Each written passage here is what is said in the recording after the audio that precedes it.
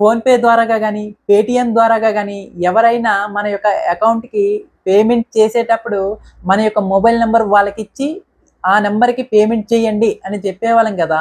ఇక నుంచి మన యొక్క మొబైల్ నెంబర్ వాళ్ళకి ఇవ్వనవసరం లేకుండా 8 లేదా 9 డిజిట్స్ యూపీఐ నెంబర్ ఓన్గా మనం క్రియేట్ చేసి ఆ నెంబర్ వాళ్ళకి ఇస్తే చాలండి. ఆ నెంబర్ ద్వారా పేమెంట్ అనేది మన అకౌంట్లో క్రెడిట్ అవుతుంది. అవునండి, మీరు విన్నది నిజమే.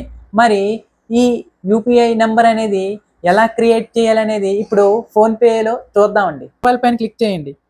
తర్వాత మేనేజ్ పేమెంట్స్ పై క్లిక్ చేయండి. యూపీఐ సెట్టింగ్స్ పై క్లిక్ చేయండి. రైట్ సైడ్ యూపీఐ నెంబర్ అని ఉందిగా, దానిపైన క్లిక్ చేయండి.